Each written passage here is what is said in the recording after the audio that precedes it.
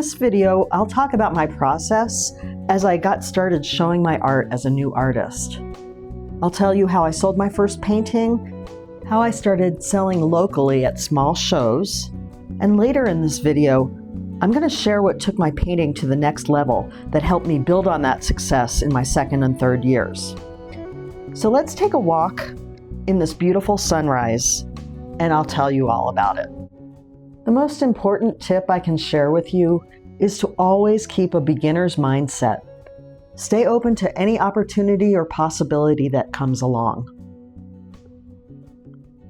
I started with a lot of curiosity about how to get from where I was as a novice to actually showing my work and considering myself to be a real artist.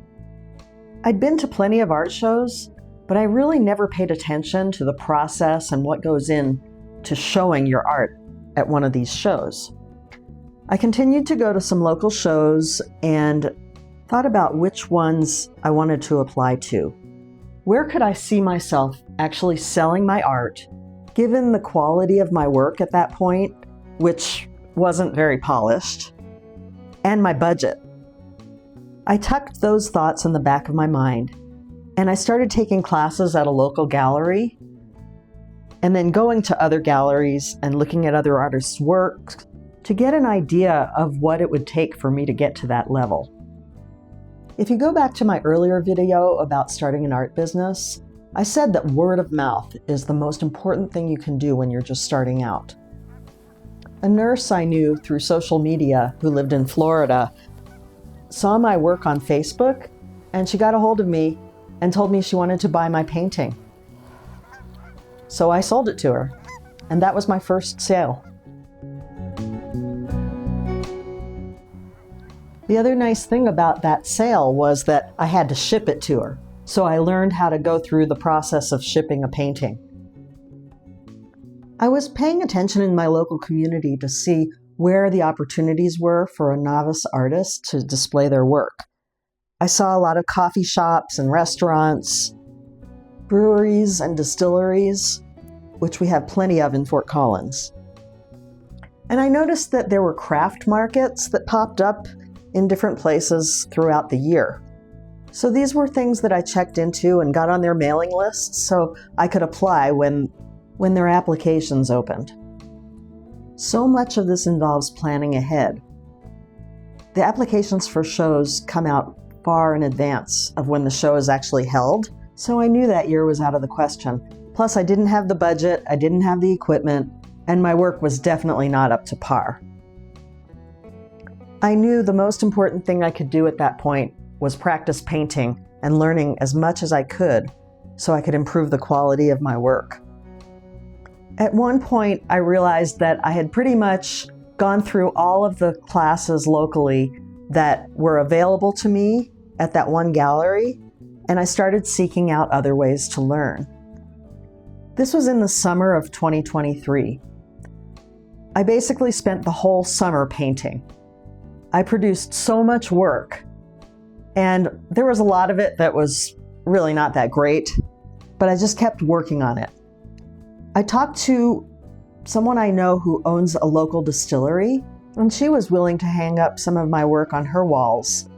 And she was also willing to host an event where she advertised on social media, and we put up a flyer in the window, and I showed up on that date with some of my paintings and some old display panels that my husband made for me, and I sold 2 paintings. That was a huge psychological boost for me. But the biggest successes of that summer were going to the local Pride Fest, where I got a booth for $75, and I took all the work I had, priced it really low, and I sold $700 worth of art. That was when I realized that this was going to be a thing, and if I could just improve my art, that people would buy it. Before that Pride event, I did have to get a canopy, which I got online for really cheap. It was just a 10 by 10 white canopy and some used display panels that I found on Facebook Marketplace for $100. You're probably wondering how I knew how to do all of these things. I did get some help along the way from some great friends. I had my friends who helped me set up the booth in my first show.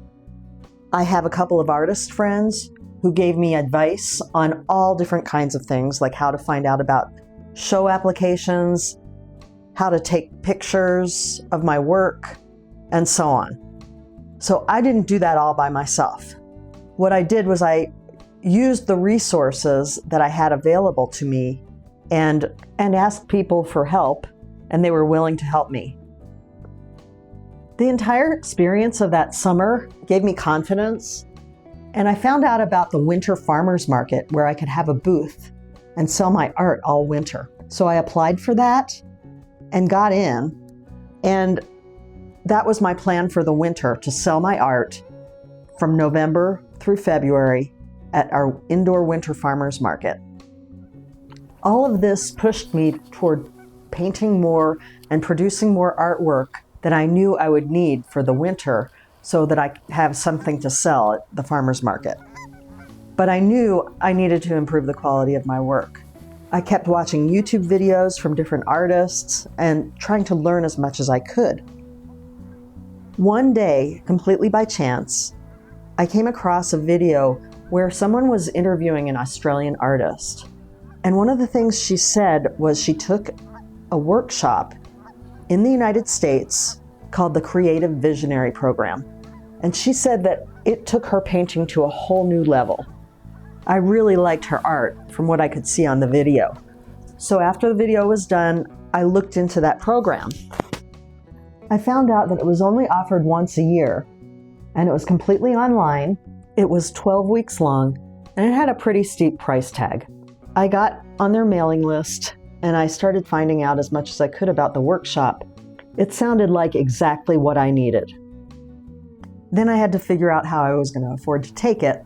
I had a little bit of money from my last job that was available, so I decided to allocate that toward the workshop, and then some friends gave me gift certificates for my 60th birthday so I could afford all the supplies that I was going to need. At that point, I realized I had a lot to look forward to in the coming year. I had the winter farmers market, and then I was going to take the workshop in the spring.